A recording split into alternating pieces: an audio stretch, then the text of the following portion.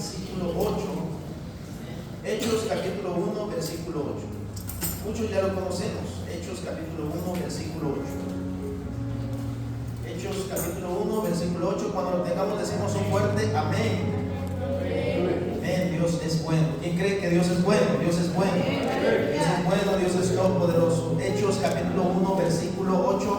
Dice la palabra de Dios. ¿Ya todos lo tenemos?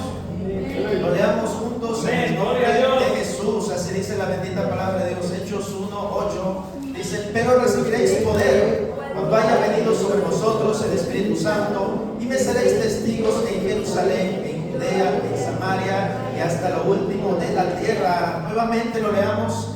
Pero recibiréis poder cuando haya venido sobre vosotros el Espíritu Santo, y me seréis testigos en Jerusalén, en toda Judea, en Samaria y hasta lo último de la tierra. Amén. Ahí donde estás, cierra los ojos, vamos a orar. Poderoso Dios, en el nombre de Jesús, en esta hora venimos delante de tu presencia, Señor.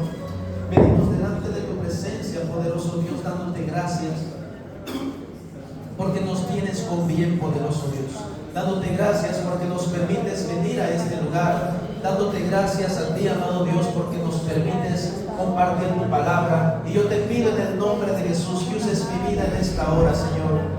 Que pongas palabras en mis labios, poderoso Dios, porque yo solamente soy polvo, precioso Dios.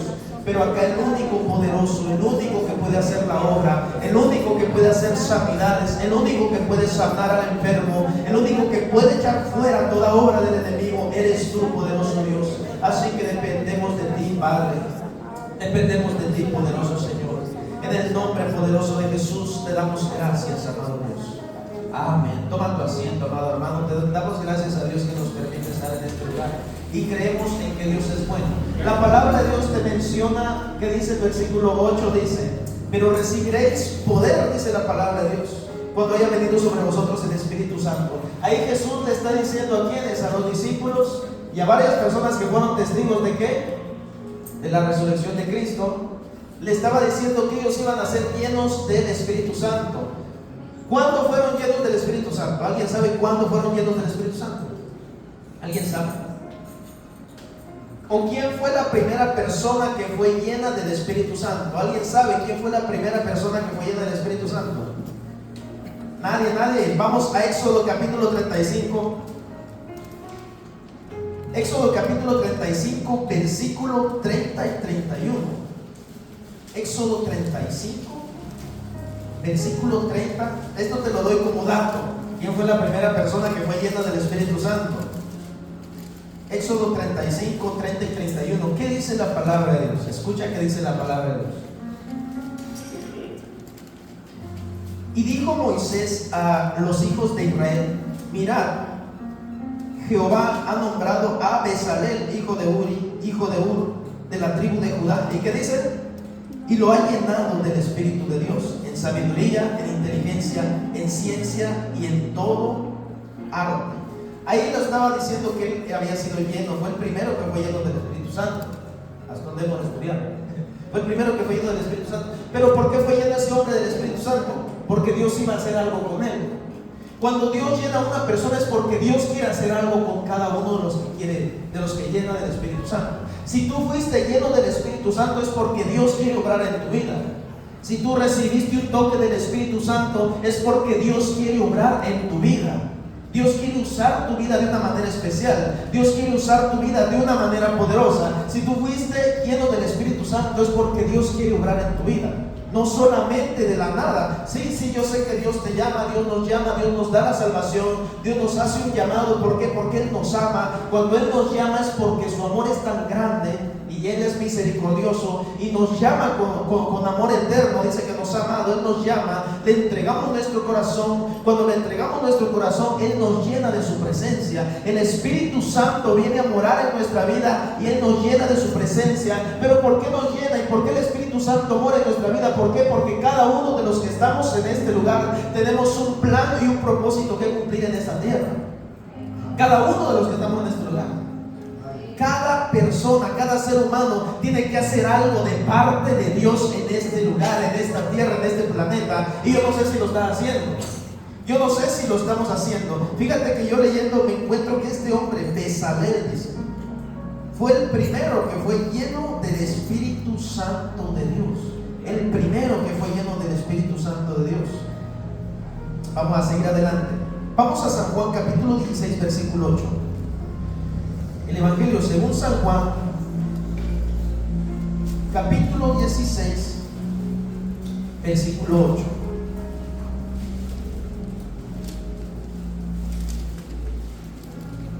Cuando lo tengamos decimos un amén. Amén. Gloria a Dios. Así dice el versículo 8. El 7. Pero yo os digo la verdad, os conviene que yo me vaya, porque si no me fuera, el Consolador no vendría a vosotros, mas si me fuere, os lo enviaré. Que dice el versículo 8.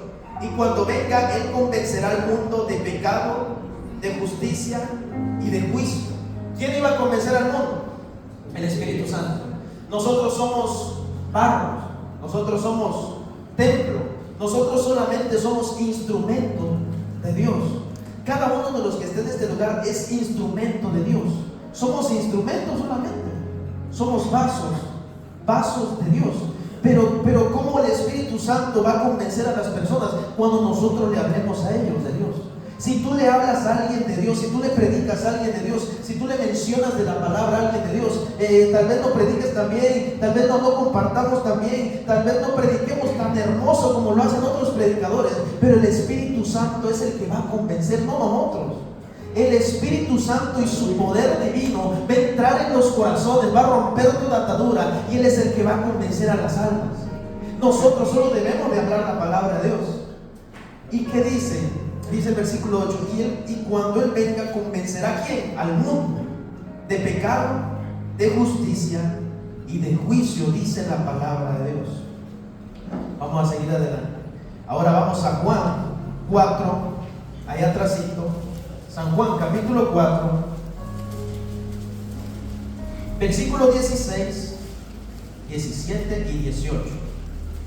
San Juan 4, versículo 16, 17 y 18. Así dice la bendita palabra de Dios.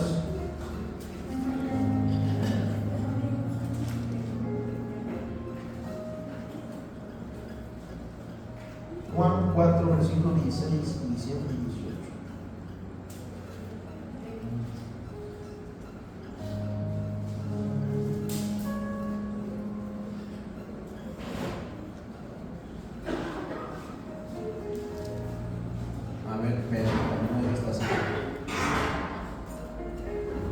Vamos a seguir avanzando. El Espíritu Santo es el único que nos puede proteger. Hay algo que me estaba yo acordando el día de ayer, amados hermanos, y me daba cuenta de algo muy importante, y es que muchas veces nosotros, por ejemplo, yo recuerdo que cuando yo no conocía a Dios, cuando estaba apartado de Dios, muchas veces, muchísimas veces, era para que o me hubiera muerto, o me hubiera pasado algo, o el enemigo hubiera acabado conmigo. Era para que me pasaran muchas cosas. Pero te voy a decir algo, siempre el Espíritu Santo me protegía. ¿Y cómo sé? Yo era una persona que no conocía de Dios. Bueno, conocía, pero era una persona rebelde, que no buscaba de Dios. Me hablaba mi papá, me hablaba mi mamá, me predicaban, pero yo no buscaba de Dios. Pero aún así el Espíritu Santo me protegía. ¿Por qué? Por las oraciones que mis padres hacían. ¿Y cómo me daba cuenta? De repente yo estaba durmiendo y de repente soñaba que demonios llegaban y me metían en un hoyo. Pero antes de que me metieran en ese hoyo, siempre había algo que me soltaba de ellos. Y ahora, viniendo a los pies de Cristo, digo, es el Espíritu Santo que lo hacía. ¿Pero por qué? Porque siempre mis padres estaban orando por mí.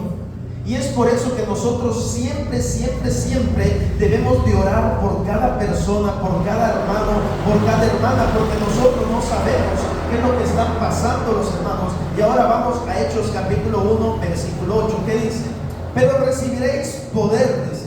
La palabra poder, ¿qué significa la palabra poder? Escucha qué significa la palabra poder. Significa dinamita, dice en el griego. Poder, autoridad, fuerza, dominio, capacidad o habilidad. ¿Qué te está diciendo el Señor? Pero recibiréis poder, autoridad, fuerza, dominio, capacidad o habilidad. Imagínate qué tantas cosas el Señor te está entregando cuando está, y más cosas aparte de esa, porque El Espíritu Santo es tan hermoso que es inexplicable. No vamos a poder entenderlo, no vamos a poder explicarlo. Aunque querramos explicarlo, aunque digamos tantas palabras, nunca vamos a poder explicar su grandeza, porque es tan hermoso, es tan grande, es tan poderoso. No lo vamos a poder entender ni explicar. Pero ¿qué dice? Pero recibiréis poder cuando venga sobre vosotros el Espíritu Santo. Pero ¿por qué? Mira, si el Espíritu Santo está con cada uno de nosotros, ¿por qué muchas personas no manifiestan ese poder? ¿Por qué? ¿Por qué? Porque algunos, acá estaba yo escribiendo y anoté, porque algunos tienen temor o tienen miedo. Vamos a Lucas capítulo 10, versículo 19. Lucas 10, 19. Lucas 10, 19 dice: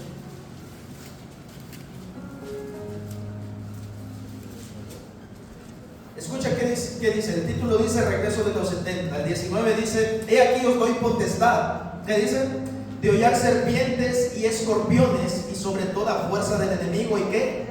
Y nada os dañará, y nada os dañará, nada, absolutamente nada. Dice la palabra de Dios que el apóstol Pablo iba bajando de un barco, dice, y que cuando iba bajando se le prende una serpiente muy venenosa y estaban esperando que muriera, pero no murió. La sacudió en el fuego, dice. Imagínate, una serpiente venenosa. El veneno de las serpientes es tiene aproximadamente, depende de las serpientes, para matar hasta 20 personas. Pero el apóstol Pablo no hizo nada. ¿Por qué? Porque tenía la autoridad del Espíritu Santo. Cada uno de los que estamos acá, hermanos, tenemos la autoridad del Espíritu Santo, pero nosotros debemos de tener fe de que lo tenemos. No sé si me explico. Debemos de creerlo. Creer en la palabra, creer en lo que Dios nos dice, creer en que si el Señor te está diciendo que te da autoridad sobre toda fuerza del enemigo, es porque te da autoridad sobre toda fuerza del enemigo. Es porque de verdad el Señor te está dando esa autoridad sobre toda fuerza del enemigo. ¿Y qué dice? Y nada os dañará. ¿Por qué? Porque te decía que muchas personas muchas veces tienen miedo. Porque muchas veces cuando tú te estás levantando, cuando tú quieres buscar a Dios, cuando tú quieres acercarte a Dios, viene el problema. No sé si te ha pasado, a mí me ha pasado. Que cuando quiero acercarme más a Dios, quiero buscar más a Dios, viene la lucha, viene el problema.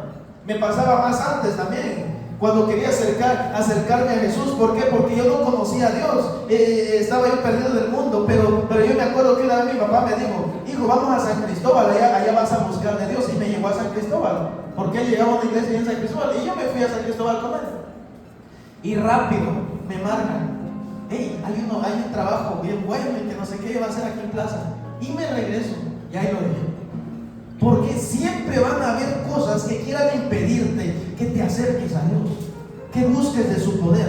Pero te voy a decir algo: muchas personas tienen temor. ¿Por qué? Porque el enemigo muchas veces se levanta en contra de tu vida, se levanta en contra de tu familia, se levanta en contra de tu economía, se levanta en contra de tu salud. Pero en el nombre poderoso de Jesús debemos de creer lo que dice acá la palabra de Dios en Lucas 10, 19, que dice: he aquí os doy potestad de hollar serpientes y escorpiones y sobre toda fuerza del mal, y nada nos va a dañar. Nada, absolutamente nada nos va a dañar, amados hermanos. Ni la brujería nos puede dañar. Cuando estamos metidos con Dios, no nos puede dañar. No nos puede hacer nada, porque el poder de Dios es más grande, el poder de Dios es más fuerte, el poder de Dios no hay nada que se le compare. Y ese poder, a ese Dios grande, a ese Dios fuerte, a ese Dios poderoso, nosotros el día de hoy le estamos sirviendo. Nosotros el día de hoy le estamos sirviendo con todo nuestro corazón. Y es por eso que debemos de creerle. Pero vamos a seguir avanzando.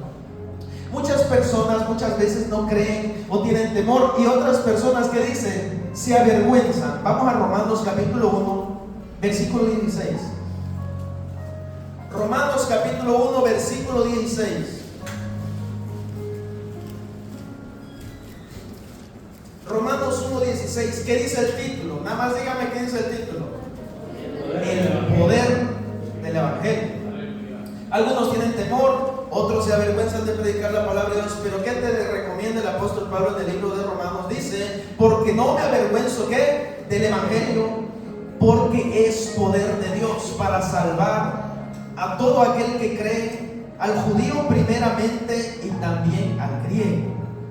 Porque en el Evangelio la justicia de Dios se revela por fe, para fe, como está escrito, mas el justo por la fe vivirá. Acá te está mencionando el apóstol Pablo que no hay que avergonzarnos de predicar la palabra, que no hay que avergonzarnos de hablar de la palabra de Dios, que no hay que avergonzarse de cuando tú le dices algo a una persona, porque te voy a decir algo, muchas personas necesitan, hay muchas personas que diario están batallando, ¿no?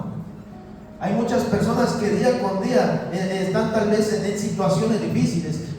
A ver, pongamos este ejemplo. Imagínate una persona que esté en el hospital y está mal, él sabe que está enfermo de salud, está mal.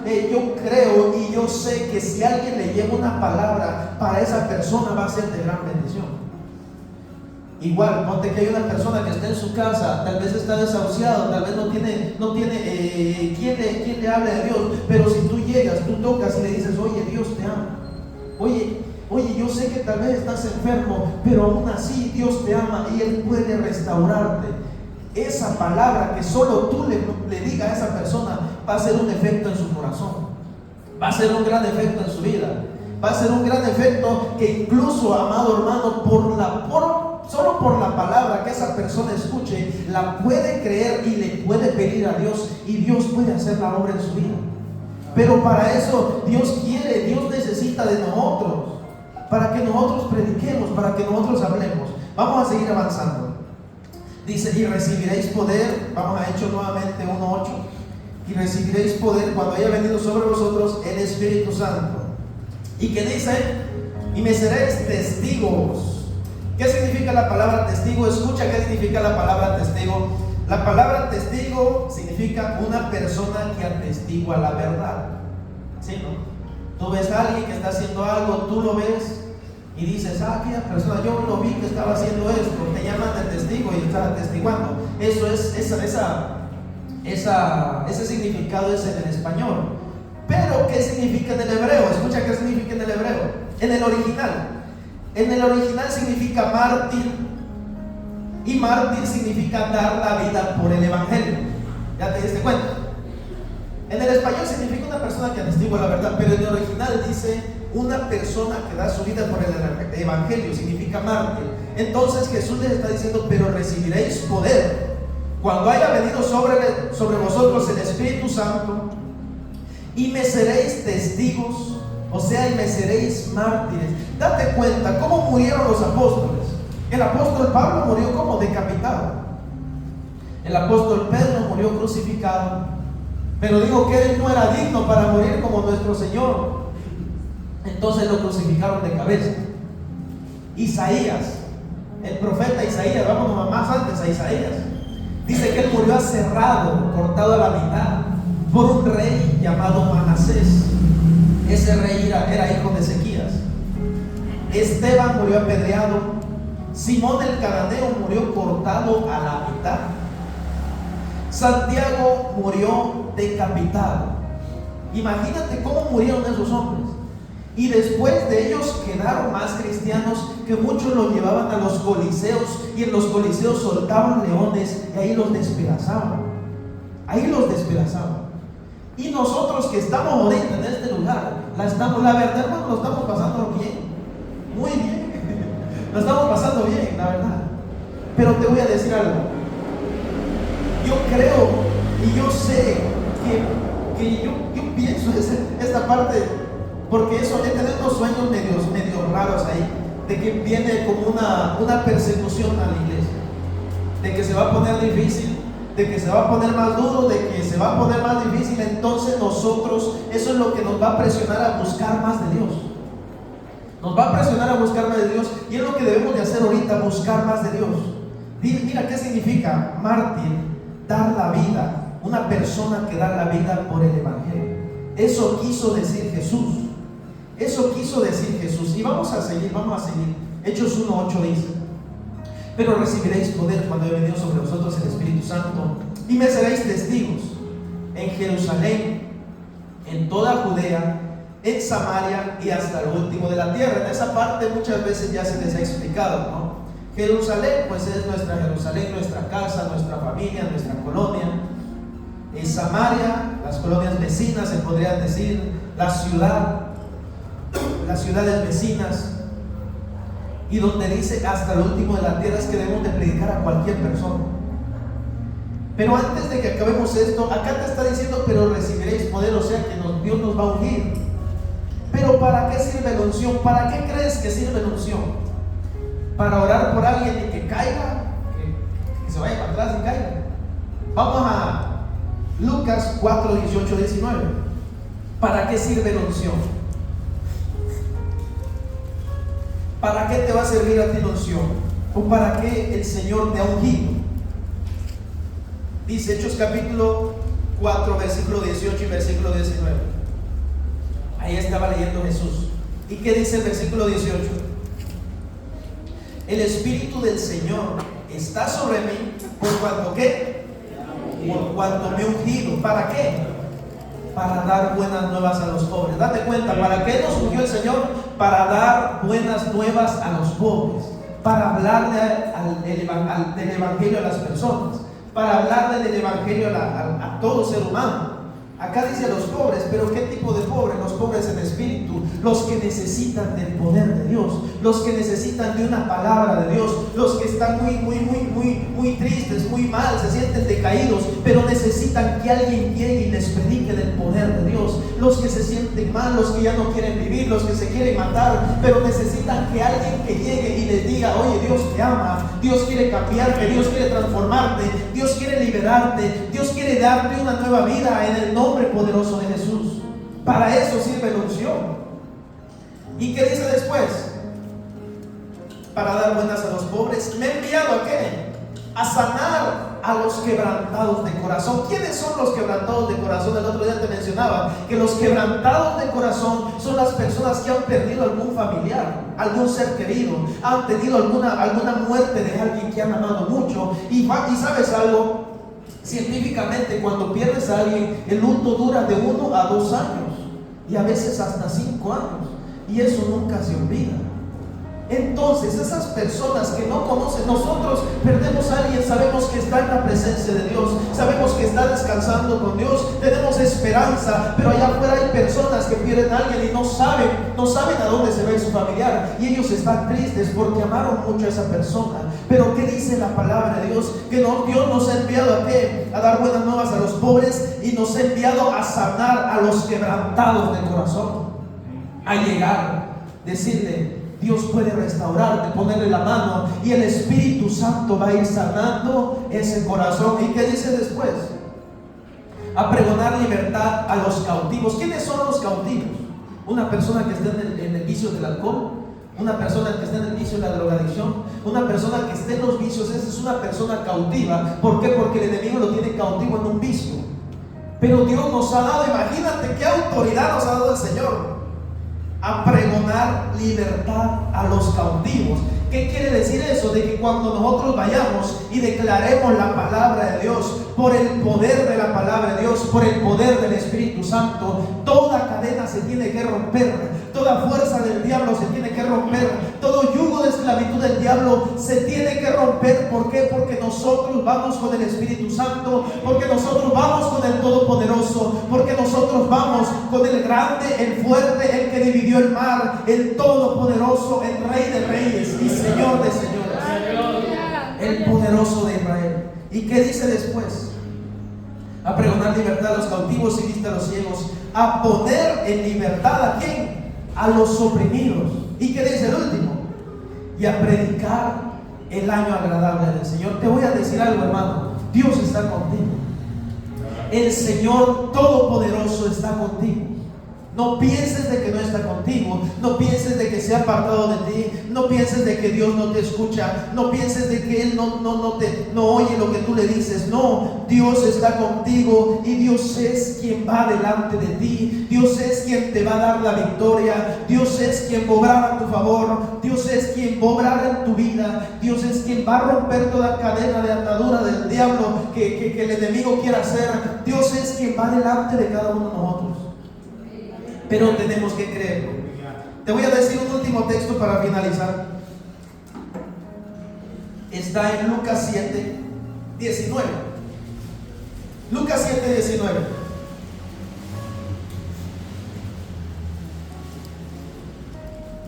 Lucas 7, 19. ¿Dónde está? Aquí está, ya lo encontré.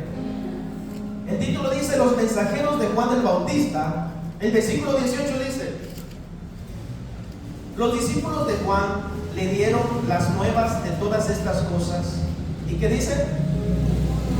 Y llamó Juan a dos de sus discípulos. Date cuenta, llamó Juan a dos de sus discípulos. ¿Y qué dijo? Y los envió a Jesús para preguntarle: ¿eres tú el que había de venir o esperaremos a otro? Date cuenta, de acuerdo a la palabra de Dios, el profeta Juan el Bautista, al que lo decapitaron, su ministerio no duró 15, 20, 30 años, duró aproximadamente meses, 10 meses, mucho, un año, su ministerio. Pero dice la palabra de Dios que de entre los hombres, de entre los que han nacido de hombre, ese hombre ha sido el más grande. Pero me llama la atención esta parte. Dice que envió a dos de sus discípulos, dos de sus mensajeros, a preguntarle a Jesús: ¿eres tú el que había de venir o esperaremos a otro? Pero ¿dónde estaba Juan cuando les mandó a decir eso? Él estaba en la cárcel, él estaba encarcelado. Imagínate, encarcelado, ya lo iban a matar, ya lo iban a decapitar, y mandó a dos de sus discípulos a preguntarle, vayan a preguntarle a Jesús si era él el que había de venir o vamos a esperar a otro. Muchos eruditos de la palabra de Dios tienen dos opiniones. Una opinión dice que eso le mandó a preguntar el profeta Juan, para que sus discípulos tuvieran más fe. Y otros dicen que es porque Juan dudó cuando estaba en la cárcel. Pero date cuenta, imagínate más bien que Juan dudó. ¿Por qué? Porque él estaba en la cárcel. Él sabía que lo iban a decapitar. Hermano, muchas veces nosotros, cuando vemos la situación difícil, cuando vemos el problema difícil, cuando vemos la cosa dura, hemos dudado. El enemigo nos ha atacado tan duro en la mente que hemos dudado de que Dios está con nosotros. Imagínate este hombre, Juan, ¿quién fue el que bautizó a Jesús? Fue el que lo bautizó. Y el que dijo que no era digno ni siquiera de desatarle la correa de su calzado a Jesús. Él sabía que era el Mesías. Pero ¿qué dijo? Y envió a dos de sus discípulos a preguntarle: ¿eres tú el que había de venir o esperaremos a otro? O sea que tuvo una duda al último. Yo quiero decirte el día de hoy, amado hermano, de que el Señor está con cada uno de nosotros. De que no venga y no vaya a venir la duda en nuestra mente de que el Señor se ha apartado, de que Él no nos escucha, o de que Él no nos ha llamado. El Señor nos ha llamado. Y Él nos ha llenado de su presencia. Y Él quiere que estemos llenos de su poder. Y Él quiere que estemos llenos de su presencia. El Señor quiere en este tiempo que nosotros nos levantemos y que nos paremos en la brecha y que luchemos por nuestra familia y que luchemos por nuestros hijos y que luchemos por nuestros padres y que sigamos adelante en el nombre poderoso de Jesús. Vamos a orar en esta hora. Ponte sobre tus pies. Y el día de hoy, como le tocó a los jóvenes organizar, quisiera que todos los jóvenes pasen a este lugar y quisiera que el pastor Villalta y hermano Mario vinieran y oremos por los jóvenes, por todos los jóvenes. Porque te voy a mencionar algo: el enemigo se ha levantado tanto en contra de la juventud, porque la juventud tiene muchísimo potencial para Dios. Así que pasen todos los jóvenes, vamos a orar por ustedes. Venga, muchachos, pásenle sin pena, sin pena. Pásenle. Ahí viene. Vamos a orar por ustedes, pastor Villalta, hermano Mario, si podemos orar por los jóvenes. Y toda la iglesia igual, manden sus manos para acá, sus manos para los jóvenes. Yo creo que Dios va a obrar en este tiempo con los jóvenes. Yo creo que Dios los va a levantar. Yo creo que el Señor va a hacer algo en sus vidas. Y yo creo que cada jovencito y cada jovencita que esté en este lugar tiene un plan y un propósito para Dios. Vamos a orar. Cerramos nuestros ojos ahí los que estamos en nuestro lugar. Padre, en el nombre de Jesús, en esta hora te pedimos por cada uno de los jóvenes que estén en este lugar, poderoso Dios. Te pedimos por cada joven que está en este lugar, precioso Señor, en el nombre poderoso de Jesús. Te pedimos por ellos, Señor amado, porque creemos que tú tienes planes para ellos. Porque creemos que tú tienes planes para sus vidas. Porque creemos que tú tienes y obrarás algo en sus vidas, Señor. Yo te pido por cada uno de ellos. Yo te pido por cada joven, Padre poderoso. Yo creo, Padre poderoso, que ellos están en tus manos, Señor. Yo te pido que tú seas obrando en sus vidas. Guárdanos, poderoso Dios. Cúbrenos con tu presencia, Señor. Cúbrenos con tu presencia, Rey de Reyes. En el nombre de Jesús. Cubre a cada uno, Señor. Guárdalos, poderoso Dios. En tus manos está la vida de cada joven, Señor. En tus manos está la vida de cada uno de ellos, poderoso Dios. Todo lo que el enemigo quiera hacer en contra de sus vidas, hoy se rompe en el nombre de Jesús. Hoy se rompe en el nombre de Jesús. Todo plan que el enemigo quiera hacer en contra de ellos, hoy se cancela en el nombre de Jesús. Hoy se cancela en el nombre de Jesús. En tus manos está la vida de cada uno de ellos. En tus manos está la vida de cada uno de ellos. En el nombre poderoso de Jesús. En el nombre poderoso de Jesús. Declaramos victoria, Señor. Declaramos victoria, poderoso Dios, por cada uno de ellos. Por cada uno de ellos, por nombre, tú los conoces. Se obrando en sus vidas, se obrando en sus familias. En el nombre poderoso de Jesús. Porque hay planes, hay planes, hay planes. Hay planes, hay victoria, hay victoria. Hay planes para ellos, Padre. Haz demostrar tu gloria para ellos. Haz demostrar tu gloria en sus vidas. Vamos a ver tu gloria en sus vidas. En el nombre poderoso de Jesús. En tus manos está la vida de cada joven. En tus manos está la vida de cada señorita. En el nombre poderoso de Jesús. Lo cubrimos con tu sangre preciosa. Los cubrimos allá donde van a las escuelas. Allá donde van a las escuelas, Señor, guárdanos, cuídanos, protégenos. En el nombre de Jesús. En el nombre de Jesús. Ellos están en victoria. Ellos están en victoria. Ellos están en victoria. En el nombre de Jesús. En el nombre de Jesús. En el nombre de Jesús. En el nombre de Jesús. Hay poder, hay poder, hay poder. Hay libertad, Señor. Hay libertad sobre ellos. En el nombre de Jesús. Toda rebeldía se va fuera. Fuera toda rebeldía en el nombre de Jesús. En el nombre de Jesús. Se va fuera toda rebeldía por el poder de la palabra. Por el poder de la palabra. En el nombre de Jesús.